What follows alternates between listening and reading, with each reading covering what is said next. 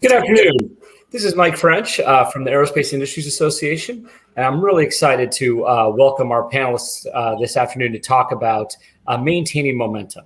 What can and should be achieved in the 2020s and 2030s as we look to the goals we've been talking about here at the Human to Mars Conference.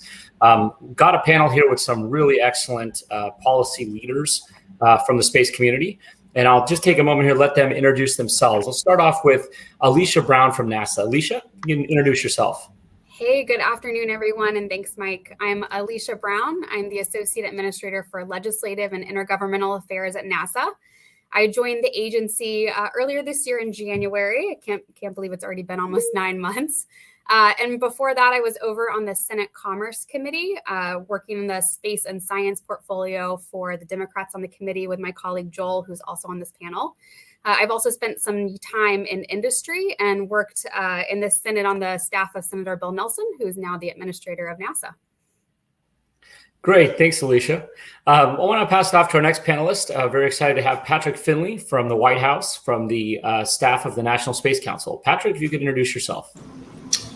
Yeah, thanks so much, Mike, and thanks for having me on the panel today with these incredible panelists. I certainly feel like the least esteemed of the three.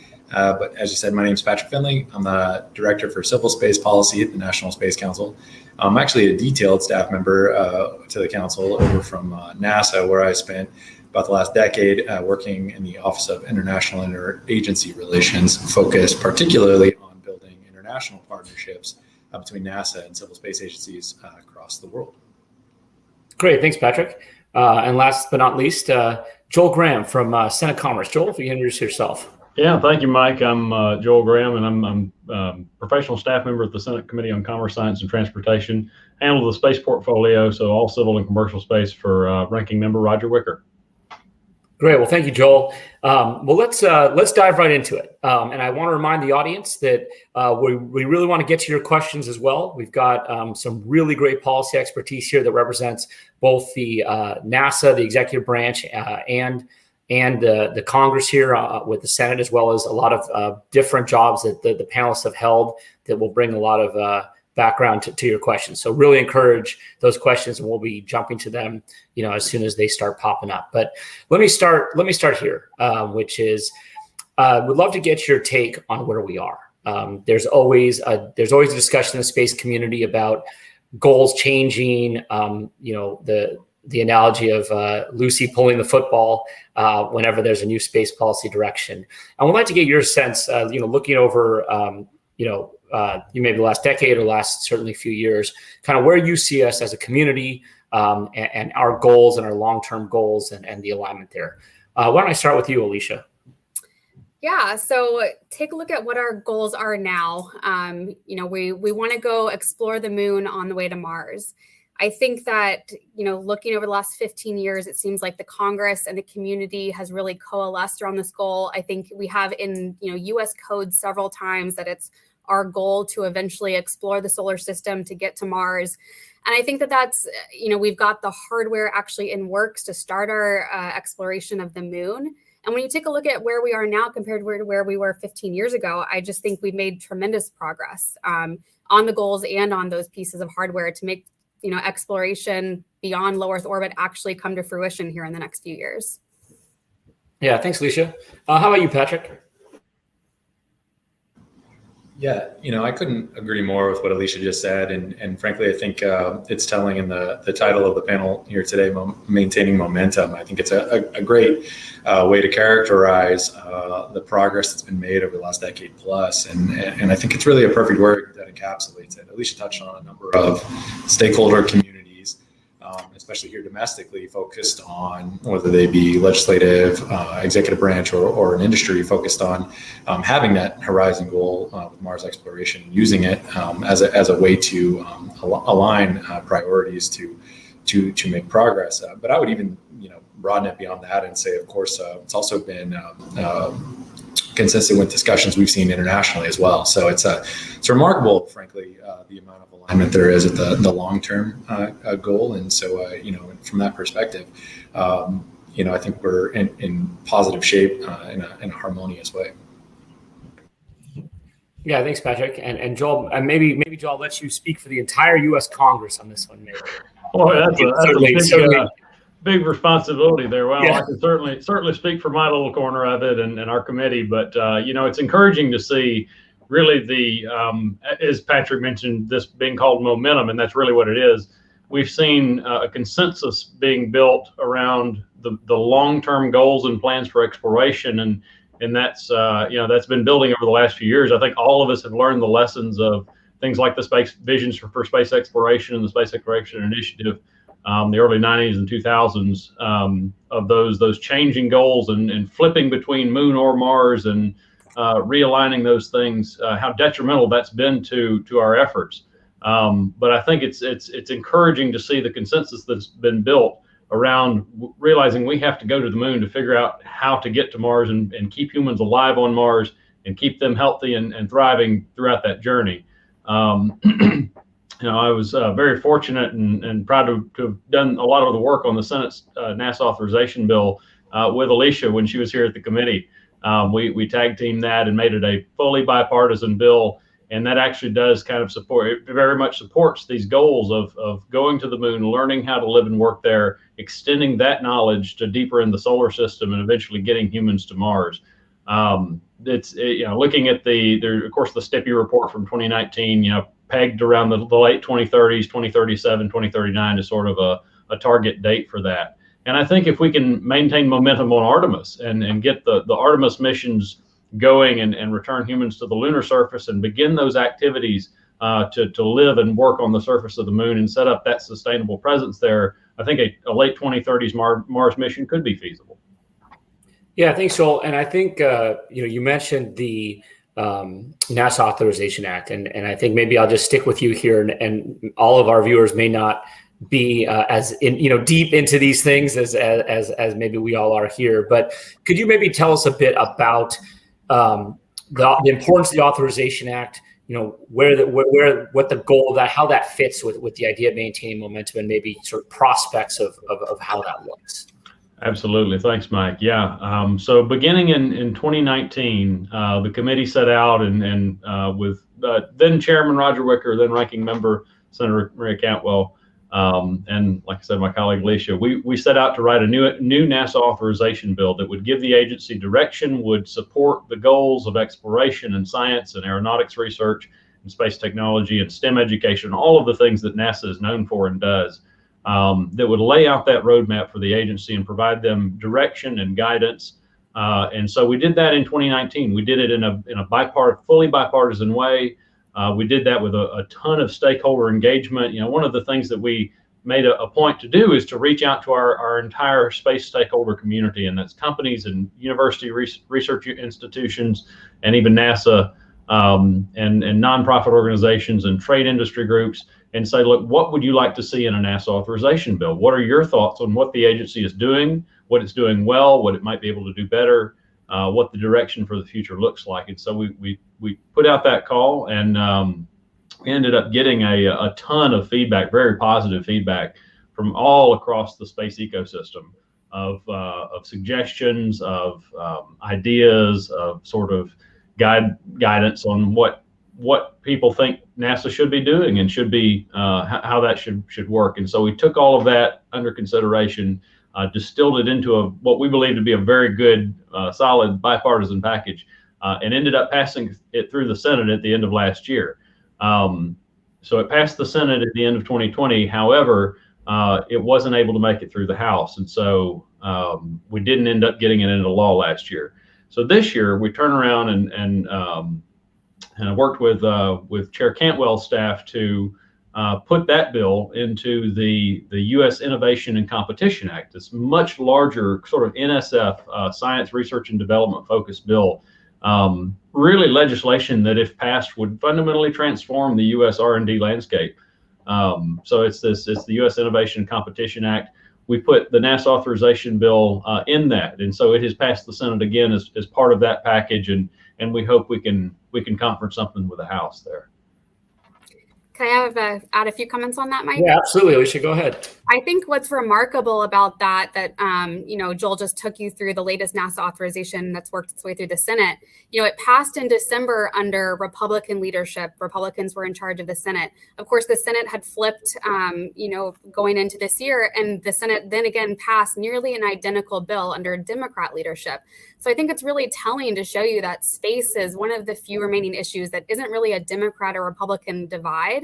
I think there's a lot of unity on, what our goals are, and a lot of working together to make those happen. And going back to even, the 2017 NASA authorization, which is the last authorization bill that was been signed into law, that was again done, really with bipartisan, writing the bill together. I was on the staff that time as a minority staffer, but we worked hand in hand with our Republican colleagues to get that bill written and passed. And a big theme of that bill, just like this latest bill, is continuity of purpose, something we hear over and over again. Certainly the administrator and the deputy administrator going through their confirmation hearings heard, from the Congress that we don't want to see big swings in what our goals are and what we're building. We want to actually pick a path, stay on it, and get somewhere. So that's been the resounding, message we've heard from the Congress. And I think we've heard that and have done that. We are continuing on our exploration of the moon on our way to Mars, using the same pieces of hardware that have been in development since Mike was over at NASA. No, thank you, Alicia. And, and Joel and Patrick, we don't want to leave you out of this, right? But maybe, when we look at the Authorization Act, we consider what you both just shared here. Can we put to bed this idea that either party or administration is, choosing or picking between going to the moon or going to Mars, and that we're settled here on a moon to Mars framework? Are we beyond this, this or type framing? And so Patrick, what about that? You say the tough ones for me. I see this is how this works today. I got it. I would really just kind of harken back, to what Joel and Alicia both said. That continuity of purpose has also been carried through with the new administration. The Biden-Harris administration, very early days, in fact, it was early February, was asked a question. The press secretary was asked a question, I should say, about whether or not the administration would continue to support the Artemis program. And the message from the podium was yes. And that's because of the goals and ambitions of the program. Of course, to see first woman and first person of color to land on the moon as part of the Artemis program, but also to continue the momentum that we've been talking about, that have been building for a number of years, and maintain, our focus on our objective to continue to, build out the capabilities, conduct the science, develop technologies, and the operational sort of expertise required to continue to push further out into the solar system. And again, kind of harkening back to what Joel and Alicia were saying, our focus is on that continuity as well.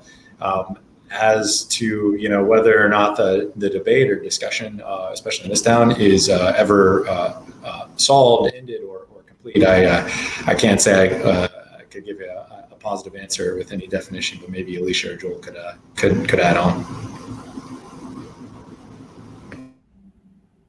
Yeah, thanks, Patrick. But I think. So I was looking at some of the questions here coming in. One sort of tying to a question here. Got a question on how commercialization and new different actors, broadened actors, affects the legislation side. And I think that, sort of think about that maybe perhaps on a funding perspective, right? So we're here near the end of the fiscal year. We've got a lot in the FY22 budget that's incredibly important to NASA's success. Maybe get a comment on, what do we think about the importance of that budget, for maintaining momentum, and some of the aspects about it that are, of particular importance. And maybe Alicia, I'll start with you, given that it's, the NASA budget we're talking about here. Yeah, well, I mean, in general, I think obviously the commercialization of space is going to be a huge benefit to NASA and the government. There are just so many more players now in this space than even when I started working in this field, 10, 15 years ago. And that's going to allow us to do so much more. I think so many of our industry partners just have really innovative ideas about how we can do things differently, how we can do things more cost effectively. And that's going to help us because, the budget, we are very careful stewards of the taxpayer dollars. I think it's unreasonable to assume that NASA is going to double their budget anytime soon. So we have to be innovative and cost effective in how we're going to achieve our exploration goals. So I think certainly the commercialization of space and the entrance of a bunch of new players is just a huge benefit to the country.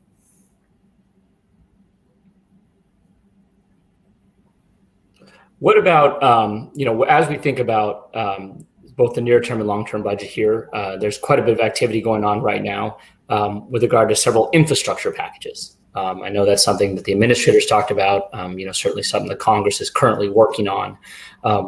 Could you tell us a bit about, maybe I'll start here with Joel. I know you're sort of deep into this. If you could explain to us, how does that infrastructure package potentially fit with NASA? How does it fit with some of the goals we're talking about here as far as maintaining momentum towards Mars? Yeah, thanks, Mike. So there's a few different things kind of going on in Congress, or that have been going on related to that. Obviously, there was the infrastructure package, which passed a while back, and then reconciliation, of course, is kind of the most recent one we've been talking about. That's what everyone has heard about, the $3 trillion top line numbers for that. There's, as I understand, the House has put some money in that bill, their version of that bill, for NASA infrastructure. And the truth is, I mean, NASA needs infrastructure improvements across the agency. There are buildings that have been around for a long time that need upkeep or replacement, and that's kind of what everyone thinks of. But also there's mission-specific infrastructure, test stands, wind tunnels, manufacturing facilities, things that represent just vital national assets that we can't afford to let deteriorate or go unfixed. And so, that's one of the things I'll be looking at. And of course, this does take place, even as bipartisan as space is an issue. It takes place within a much more partisan overall context. And so sometimes it can be difficult in these larger packages to really move the needle, just because of other concerns from members on sort of big picture political points, political ideas.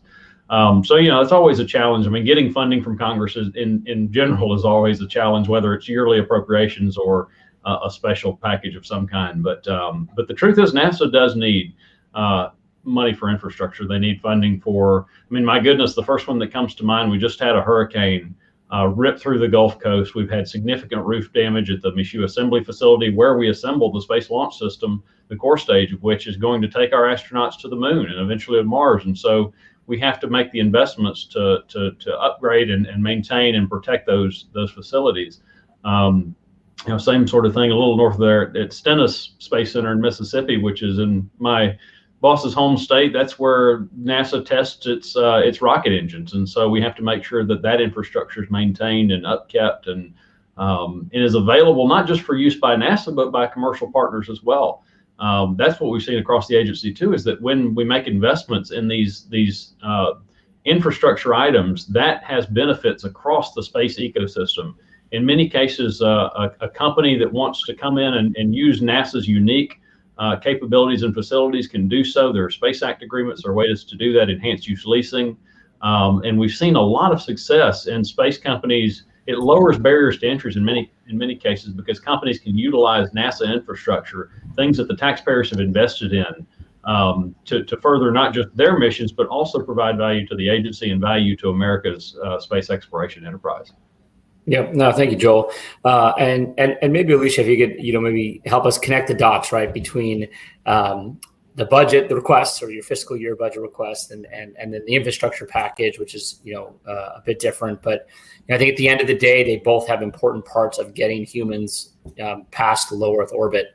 Can you tell us a bit about, your thinking there and NASA's thinking there, how those two work hand in hand? Does the infrastructure package change, how you have to think about budgeting in the future if you either do or don't get funding, that sort of thing? Yeah. So kind of in the weeds thing here, but for the last 10 years, Congress has implemented caps on discretionary spending, which has somewhat, kept NASA, while NASA has been able to grow their budget, it has limited us how much we can grow the budget. And because of that, I think there's just a huge backlog in some of our infrastructure needs. As Joel mentioned, we've got thousands of buildings. Many of them are from the Apollo era. Some of them, have holes in the roofs or other big issues.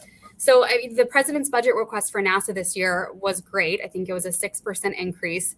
But as we saw these opportunities that, Congress started to have conversations about how we invest in America to keep America competitive, I think it's very telling and important that a NASA authorization bill was included in the U.S. Innovation and Competitiveness Act, which was all about, staying competitive with China and some of our other international competitors, in the science and tech fields. I think it's really important that Congress said, hey, NASA is a part of this. Space is an industry of the future that we need to be investing in. So as we looked at, these unique opportunities going through Congress this year to get some additional funding in for NASA, I think the administration and NASA identified a few areas where we thought could be, really ripe for some investments. And of course, infrastructure was one of those. The administrator has discussed, that we have about $5.4 billion in shovel-ready projects across the country, not just, some of the projects Joel mentioned down in the South, but I'd also highlight the Wallops flight facility out in Virginia. There's one bridge that takes some of our cargo payloads to the International Space Station, and that bridge is scheduled to be derated here in the coming years. So there are real brick and mortar projects like that NASA needs if we're going to keep, having a robust exploration program. We've also talked about, investments in new lab facilities, robotics labs, or things where we're doing climate change research.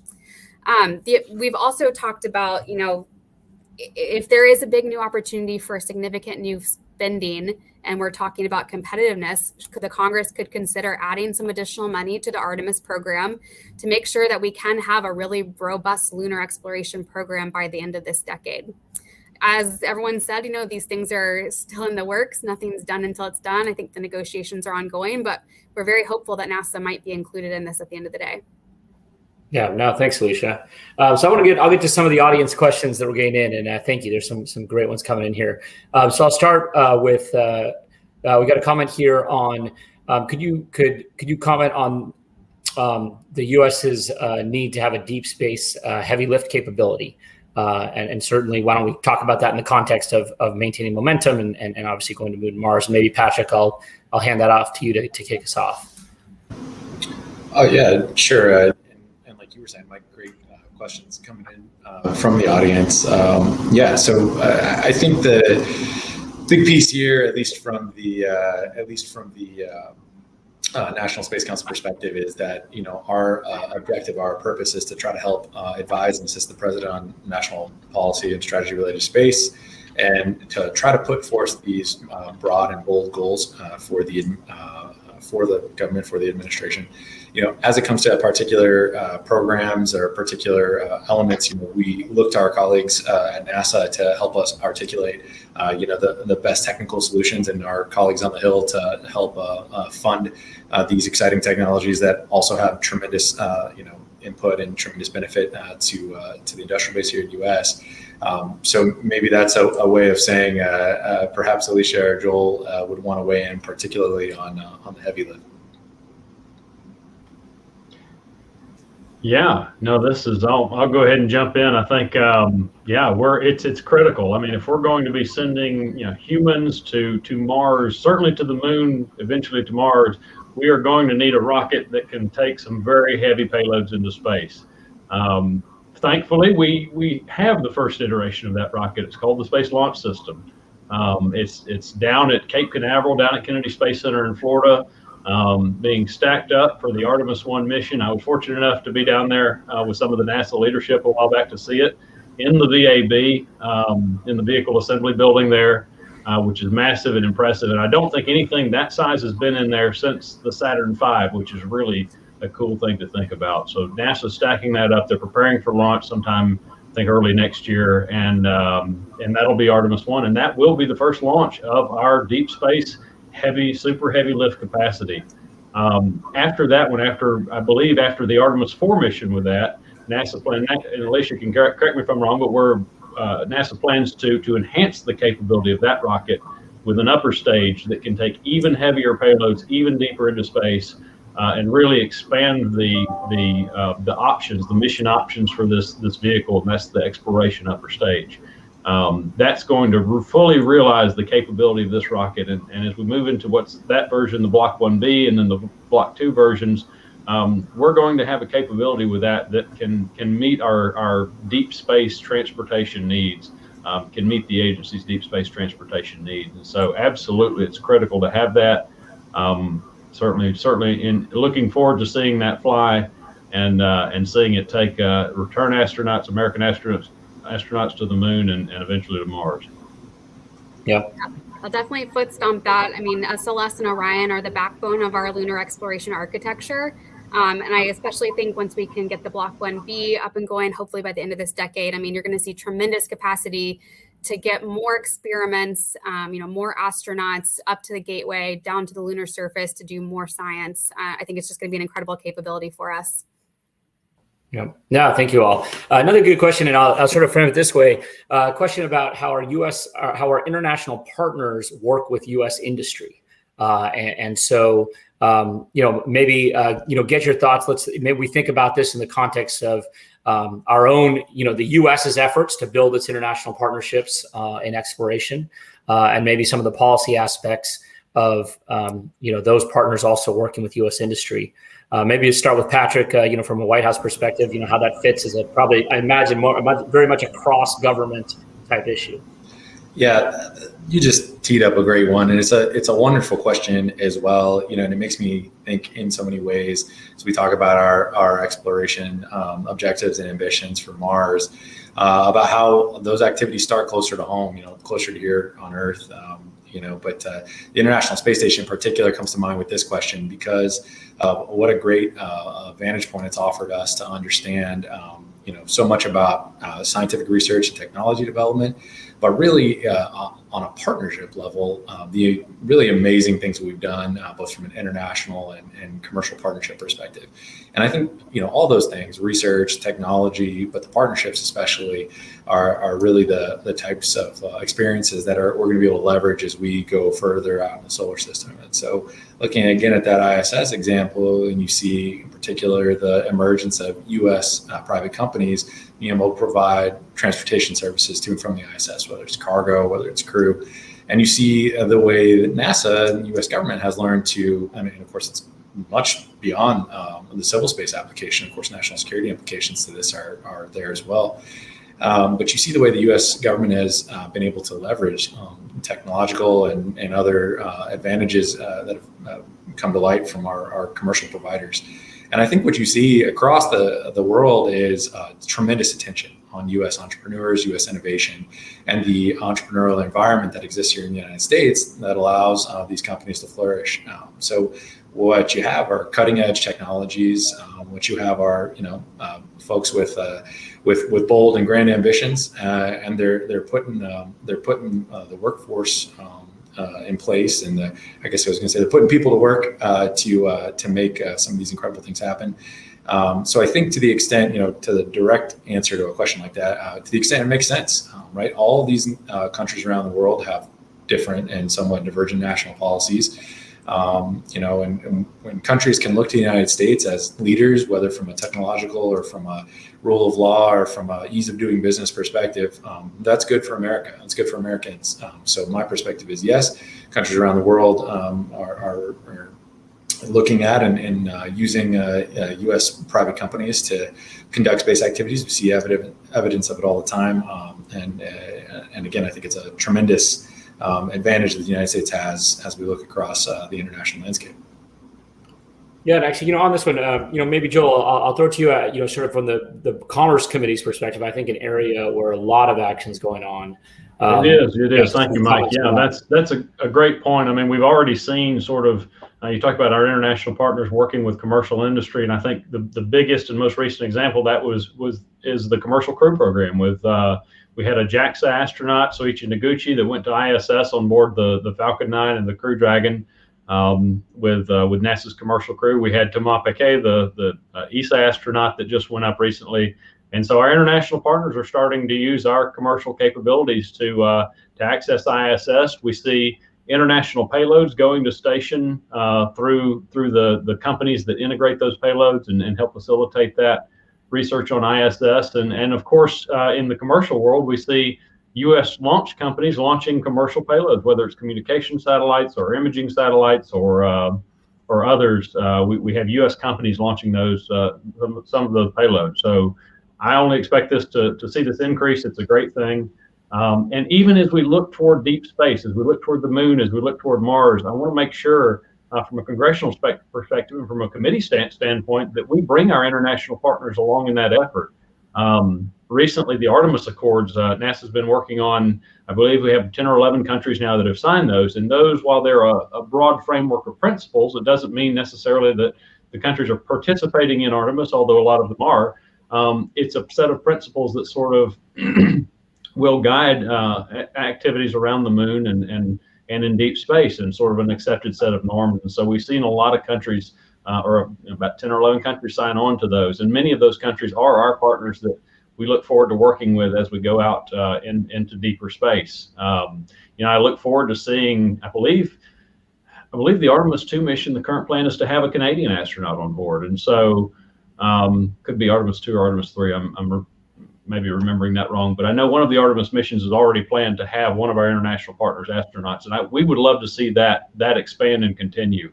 The Artemis program and our exploration program, this is not just going to be a U.S., certainly will be U.S. NASA led, but it will be an international effort and have international crew, and we'll be taking our international partners along. So I think we've seen, a great model for how to work with those partners with ISS. Certainly need to continue that. And as NASA looks to the future of low Earth orbit research, I think there will be a lot more opportunities for these partners to work with American industry, with U.S. companies that will be kind of taking over in some ways this LEO, as NASA develops the commercial LEO economy, these LEO research efforts.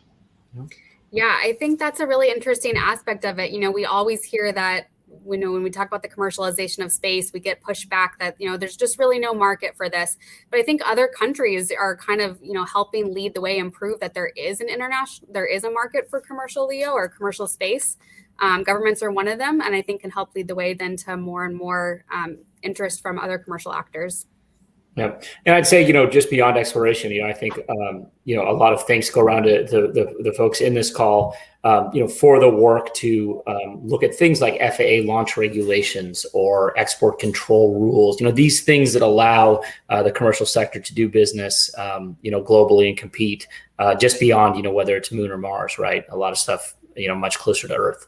So I got a good one here for Alicia, the benefit of, I know my answer, but I'm the moderator. And so, the good question here of if a private company can, do something before NASA, right? Whether that's, going to Mars or, do a science exploration, really anything, right? Is that a problem or is that an opportunity? Oh my God, it's an opportunity, of course. It would be super exciting for any human, I think, to get to Mars. And hopefully it'll be with a partner that we can be working with to make sure we can get NASA astronauts there as well.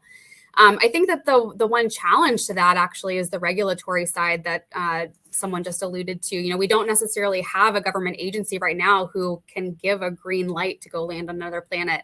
And I think that's something that we're going to have to figure out if we do want to allow commercial space to push further into the solar system. That's a great point. And, you can't blame me here, Patrick. I mean, Alicia raised it, but, is that something the National Space Council is thinking about? Well, I think, frankly, dovetailing or standing on the backs of the giants before us here, we're my boss, my new boss, Mr. Chirac Parikh, the Executive Secretary of the National Space Council. He was at Satellite 21 last week over at in National Harbor, talking about the role that different departments and agencies have in expanding, the application, if you will, of space activities. And he particularly emphasized the role and focus on the Department of Commerce as we move out and there becomes more and more increasingly viable commercial opportunities beyond low Earth orbit or beyond Earth's orbit, or excuse me, Earth's atmosphere. So, that's certainly the focus of our Space Council team in these early days under Mr. Parik's leadership, to strengthen the role the Department of Commerce plays in this vein and through the Office of Space Commerce as we go forward. So, I mean, that's where our attention and focus is put right now, and obviously it's not an idea that originated here, but it's definitely one of those areas we're continuing to pursue. Yeah.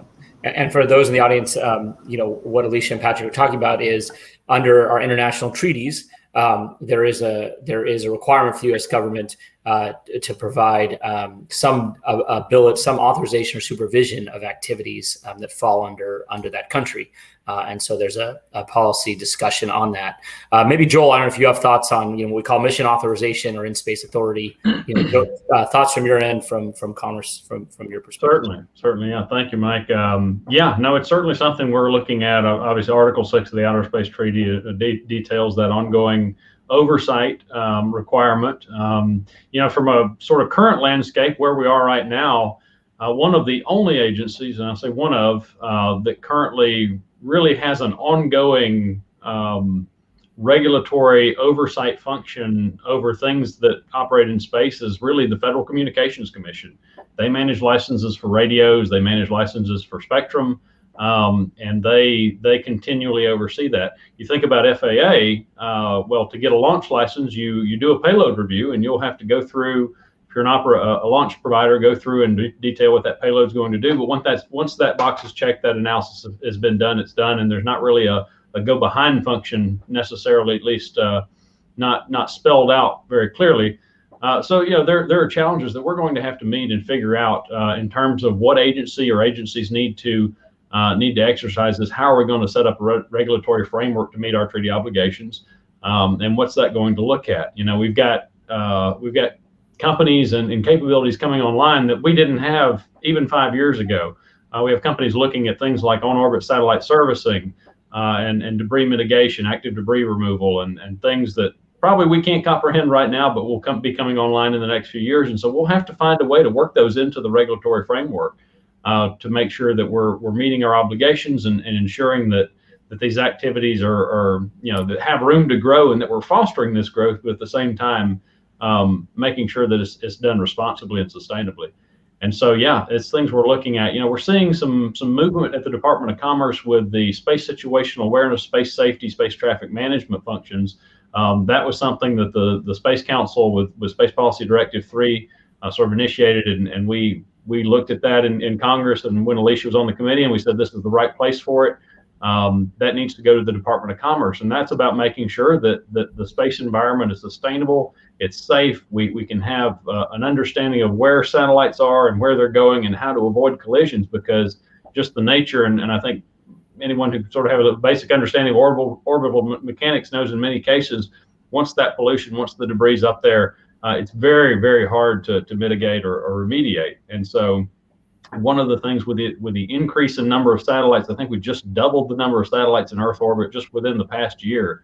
So as that grows more congested, as we have more satellites in orbit, and the economy, the space economy grows ultimately, this isn't a bad thing necessarily, but it's something that we need to be attentive to and make sure we're managing effectively and ensuring that the right policies are in place to promote safety. Yep. So I'm thinking of Mr. Perlmutter's sticker of landing into Mars in 2033, so let's work backwards from Mr. Perlmutter's. There it is. Yeah, exactly. Let's work backwards from Mr. Perlmutter's bumper sticker, but from a policy perspective. When we think about where we are today, which I think is an area of consensus from what we talked about earlier, what are the gaps, right? Is it funding? Is it technical? Is it policy? From this group, obviously from the policy seat that this group sits in, what are the things that you see that need to be tackled to ensure that continuity, to maintain that momentum looking ahead? And so maybe I'll start. We'll start at the White House perspective, Patrick, and then maybe move to Alicia from there. Well, that's great. It's always my inclination to move to Alicia. No, I'm just kidding. Yeah, it's a really interesting way you describe the problem set, right? It's like, what are the gaps? Reference earlier our human spaceflight mission in the ISS. A really central part of what we're doing on the ISS today is focusing on trying to close technology gaps that exist today for supporting extended duration, long duration missions to planetary bodies like Mars. I think maybe one of the comments from the audience, but certainly top of mind for me is always closed loop life support systems. The types of resilient, reliable systems that you absolutely want to make sure have had appropriate development and testing before we move out of sort of the comfort of Earth's orbit and go into the really austere environment as we move further into deep space. So you look at the test beds that we have and those national goods that we have here on Earth, the ISS, and the type of work we're trying to look forward and move forward into doing in the Artemis program, on and around the moon. It's all integrated. It's all sort of has that common stream or common thread throughout, and really, you're hitting on precisely the number of we've talked throughout discussion, I should say, precisely the number of integrated activities that exist at each of these steps along the way in our exploration program. So, when I look at it, we started the discussion today with a remarkable policy alignment on the objectives of Mars exploration, the amount of stakeholder consensus that exists within it, and I certainly look to the vision as being in place. So from here on out, now we have technical, issues to tackle, and certainly sustained strong support from our legislative branch colleagues is part of making that happen. So maybe I'll leave it there and see if Alicia wants to pick up. Yeah, I was looking around my office. I have almost nothing that I brought here other than the Perlmutter 2033 sticker somewhere. I think if we had like 100, Perlmutters out there telling the story of why we should go to Mars, it would be really helpful to NASA. There's so many challenges that remain in getting there, both on the funding side and on the technical side. But I'll just mention, of course, the transportation and the length of time it takes to get to Mars, I think, is one of the long poles in the tent that we're, having a lot of conversations around here about. The shorter the amount of transit time to get humans to Mars, the safer they are from a radiation perspective. And I think it seems like the greater chance that we can make sure that the mission is successful. So we have, had some small awards for nuclear thermal propulsion within the last couple of months here. And I think that that's something that NASA is interested in taking a look at, is how we can invest in these technologies to shorten the transit time to Mars. Yeah, no, thank you. Thanks, Patrick. Thanks, Alicia. And so, Joel, sort of ask you the question of the gaps, and maybe the answer is you've done all you can. You've passed 2 authorization acts in 8 months, but maybe, I don't think that's it. So why don't I hand it off to you? Well, no, thank you, Mike. And yeah, I'd like to back up what Patrick and Alicia said. There are definitely technical hurdles to doing this. Certainly keeping humans alive and healthy in deep space for long periods of time. With the Human Research Program aboard ISS, we've gained a lot of good information. We've learned a lot about how human beings and their bodies react to microgravity. But we need to keep in mind that ISS is still pretty much within Earth's protective magnetic sphere. And so we don't have a lot of we can extrapolate, I'm sure, but we don't have a lot of really hard data on what happens in long duration human spaceflight beyond that protective envelope. And so that's going to be part of any kind of a journey to Mars, is the cosmic and the galactic radiation that our astronauts will experience, and how we can shield and protect them from that. And a key point that Alicia raised is that we're going to have to reduce the transit time to Mars and back. Nuclear propulsion, we think, is one of those key technologies, critical technologies to doing that. And we're glad to see that NASA has made those awards and is rolling out on sort of working on those. There's some efforts, similar but different efforts on the Department of Defense sides for some of their purposes, as we've seen with DARPA and the Draco program. And so there's starting to be some momentum building within not just NASA, but DoD and other agencies and DOE, Department of Energy, on how do we figure out these technologies? How do we put in place, solve these challenges to create a system that can move us around within our solar system a lot faster than we can, and a lot more, for further distances than we can with conventional chemical rockets. And so those are going to be, two of the transformative technologies. I know nuclear thermal propulsion is a very promising one. Some talk about nuclear electric propulsion too. Personally, I think nuclear thermal is probably, from what I've seen, a shorter development time frame, probably a more immediate realization of that. But we're excited to see what those technologies do, and so that's going to be key. Like I said, understanding how human beings the bodies react to long periods in deep space, and the radiation and the microgravity environment. And then even when we get to the surface of Mars, beyond 2033, when we actually try to do a landing, understanding how that partial gravity environment affects the body. I mean, we have the moon, which is a different gravity environment than Earth, obviously, but then Mars is a different gravity environment altogether. And so that's why it's going to be critical to do as much as we can at the moon to learn how these things work. And the other thing too is, as Patrick mentioned, kind of closed loop life support systems, and thinking about the water to drink, the air to breathe for our astronauts. If we can get to that water ice at the polar regions of the moon and use that and take that with us, that's going to really transform our ability to bring our resources or get our resources in space and not have to bring them with us when we leave Earth's surface. And so that's going to be another key technology.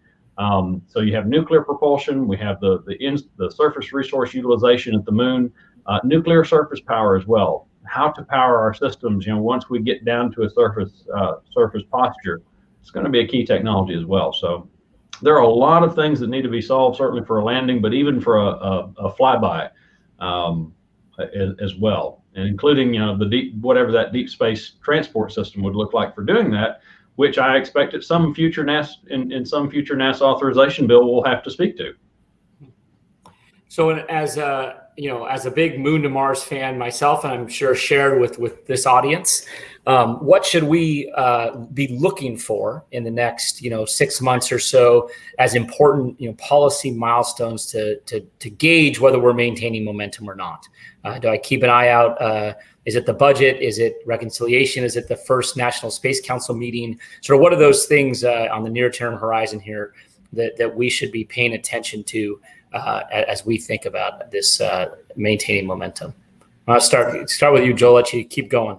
Okay, I appreciate it. Yeah, just a few things just to rattle off. Number one, USICA, which includes our NASA Authorization Act. That's going to be key. If we can get a NASA authorization bill across the finish line, negotiated with the House to the president's desk, that is going to that's going to push things right along. I think that'll really help maintain that momentum.